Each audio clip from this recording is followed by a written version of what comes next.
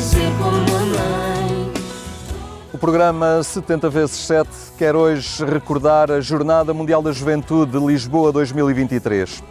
Encontro-me neste local, o Campo da Graça, que há um ano acolhia 1 milhão de jovens.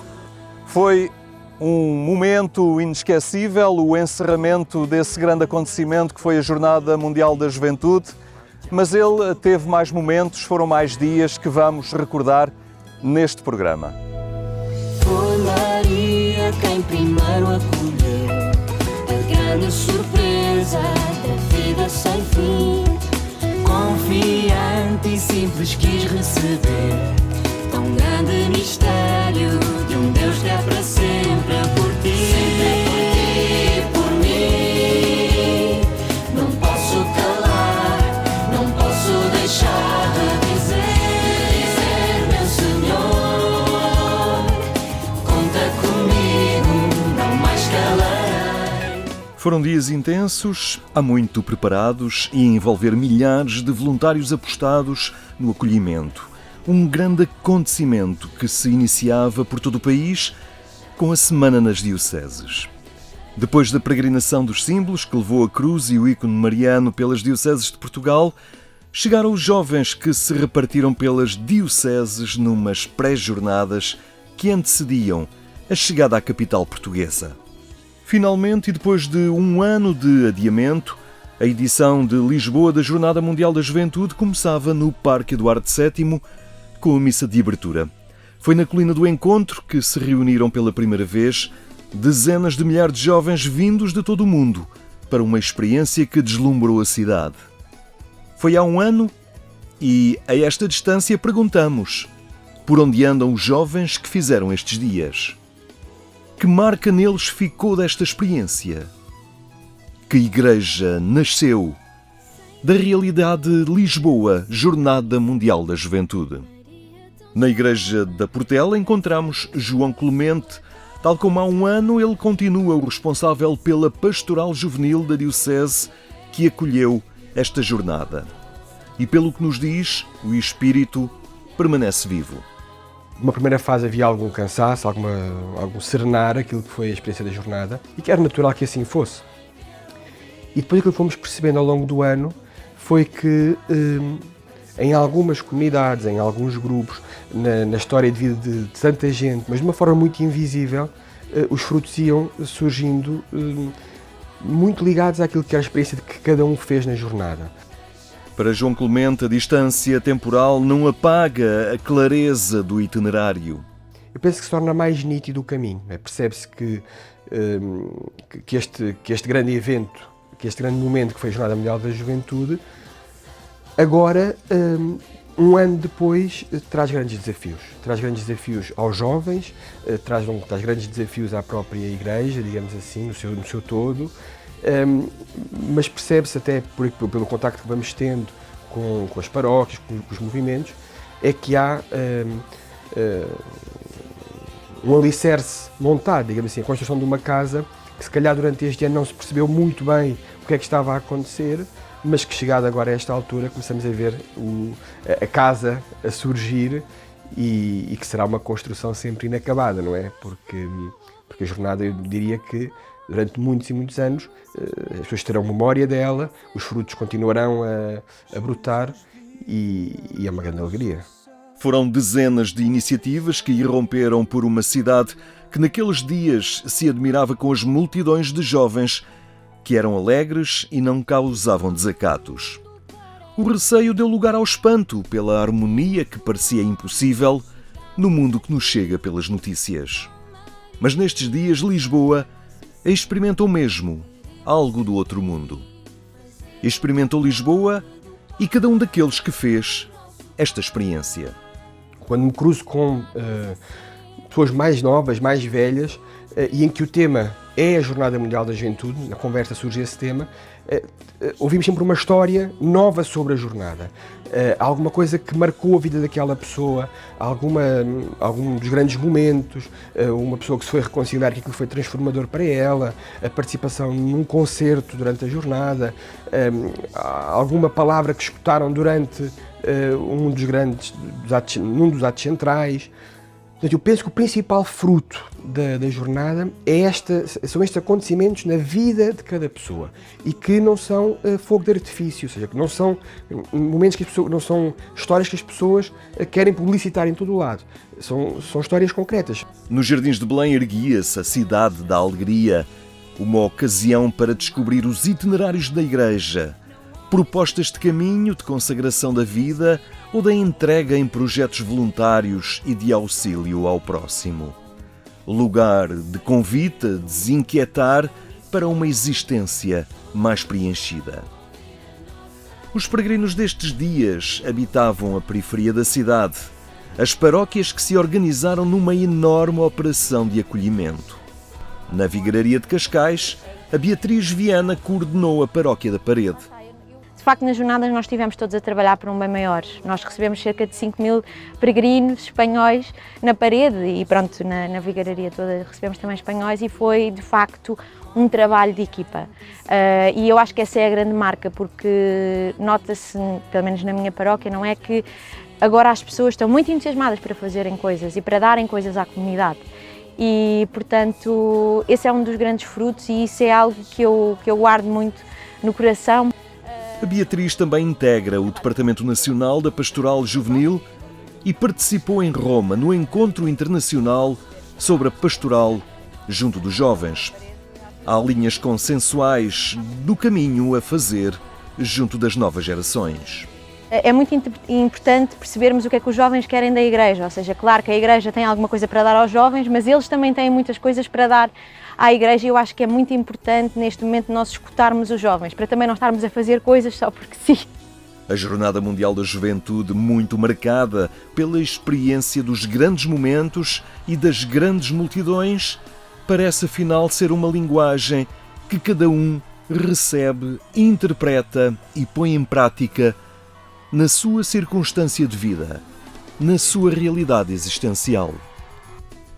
Ou seja, para lá dos números e das multidões que geram boas imagens, existem sim milhares de histórias e circunstâncias de vida, onde os frutos da jornada brotam a diversos tempos, em circunstâncias diferentes. O importante não são as praças cheias, mas cada nome que ali se encontra.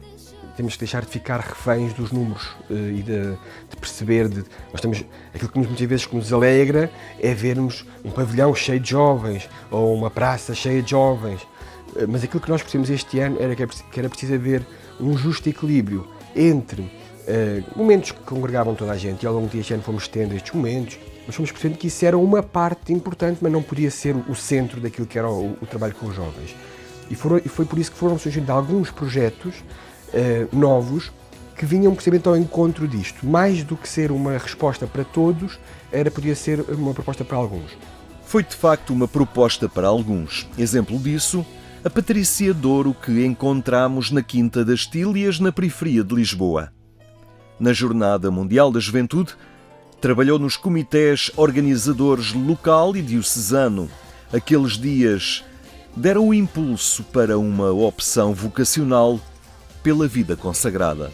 Foi uma certeza final e até de uma forma muito egocêntrica, quase que as palavras do Papa senti-as muito para mim. Lembro-me perfeitamente das palavras na cerimónia de acolhimento, destes sermos chamados pelo nome, das palavras na missa de encerramento, do não ter medo, do resplandecer. Lembro-me do que ele dizia no passeio marítimo, às tantas vem uma onda de amor e eu pensava, pois, não sei se a surfo, não sei se tenho a capacidade de a surfar, mas a verdade é que a Semana da Jornada veio confirmar essa alegria, sim, essa alegria da decisão tomada, porque essa decisão tinha sido, também gostava de dizer isto, foi um caminho que já vinha a fazer há algum tempo e foi uma decisão tomada antes da jornada e, portanto, a minha vivência de jornada já foi com a certeza de esta semana é uma amostra daquilo que pode ser o resto da vida.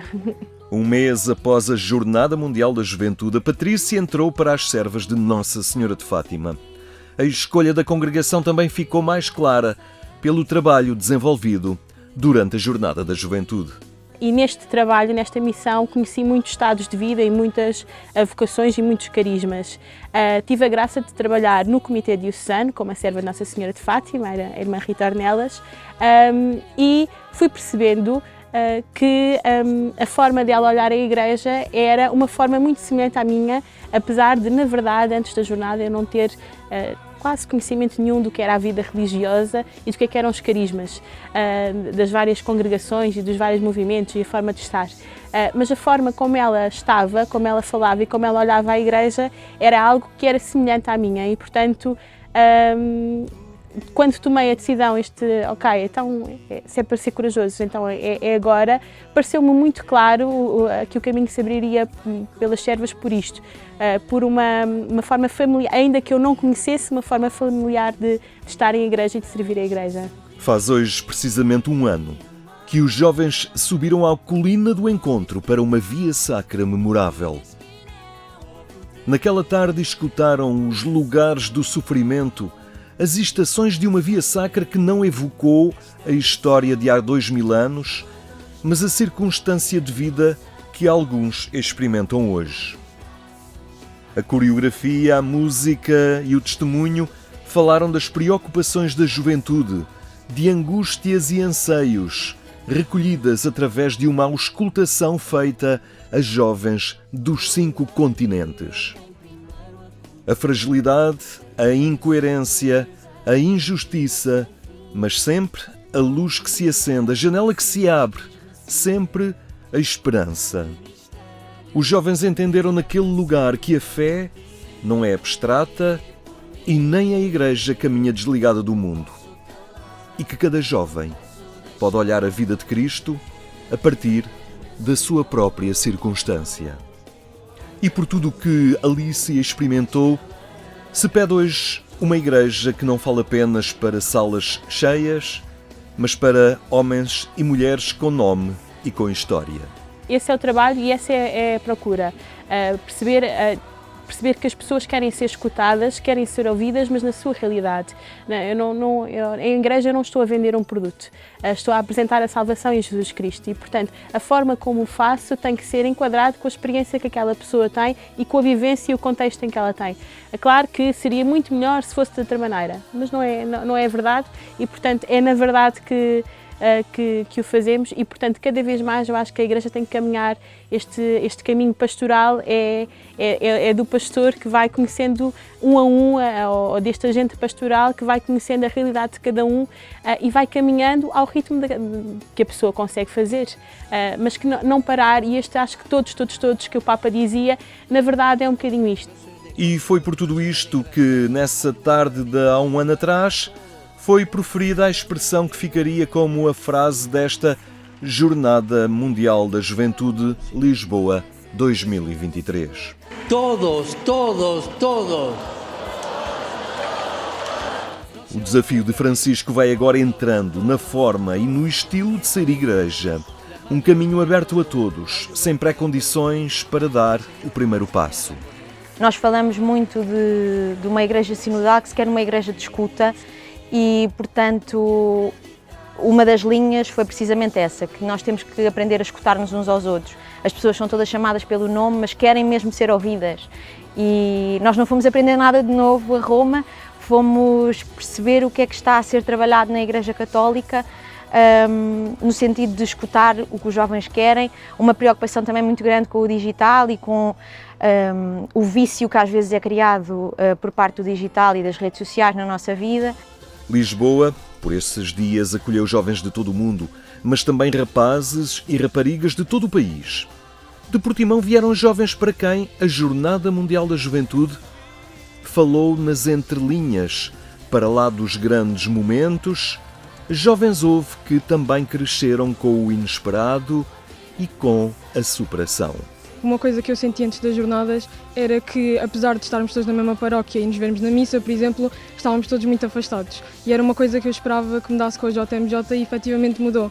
Eu lembro-me de uma situação em específico, que nós íamos jantar, alguns conseguiram levantar o menu peregrino, outros não por causa do tempo, e o que acabou por acontecer é que nós pensamos, se calhar são jovens, mais egoístas, mas não, todos partilhámos entre nós, houve muito companheirismo durante a viagem toda. Perceber que a linguagem de Deus se articula nas circunstâncias de vida de cada um e não apenas nos lugares e nos formatos previamente pensados. E tantas vezes não é pelo discurso nem pelo lugar naturalmente propício.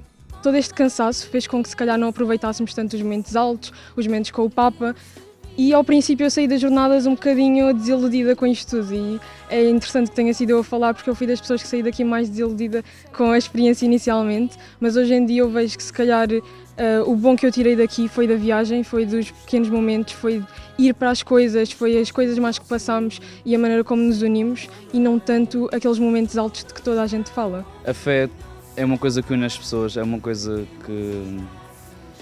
é uma força interior que faz com que haja uma comunidade, haja um espírito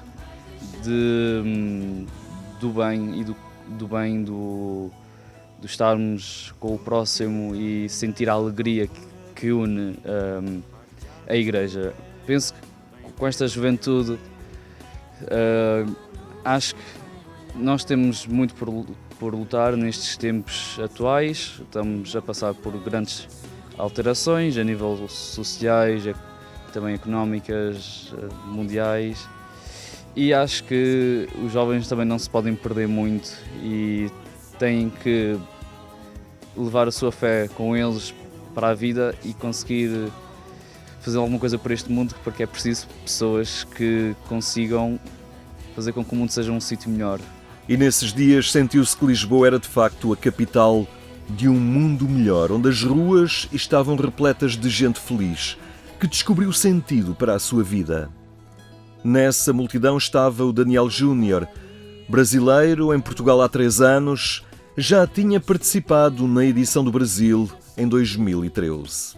Eu participei da JMJ 2013 no Rio de Janeiro, então foi muito especial para mim participar ano passado aqui em Lisboa, porque foram 10 anos entre uma e outra, então foi um período assim de recordações muito felizes e poder presenciar todas as mudanças que a igreja e que a participação da JMJ introduziu na minha vida e fez chegar onde eu estou, né?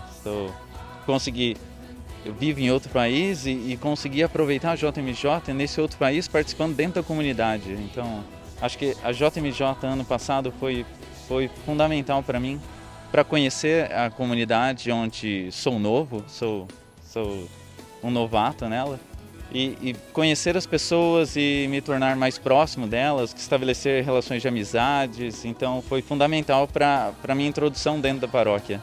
Participou a acompanhar alguns elementos mais jovens da paróquia e a experiência foi determinante para aprofundar o seu comprometimento em igreja e na comunidade. Mas a Pastoral Juvenil de Lisboa identificou também a necessidade de formação sentida pelos jovens que querem acompanhar outros jovens na sua dinâmica de fé. E daí estarmos agora a lançar a Escola de Acompanhadores e também o que isso significa de processo ao longo dos anos. Depois também foi-nos chegando a importância da dimensão artística, cultural, da formação também musical dos jovens. E surgiu o Coro Diocesano da Juventude, com algumas pessoas ligadas, que tinham estado ligadas ao coro e à orquestra da jornada, e também é um caminho que se está a fazer.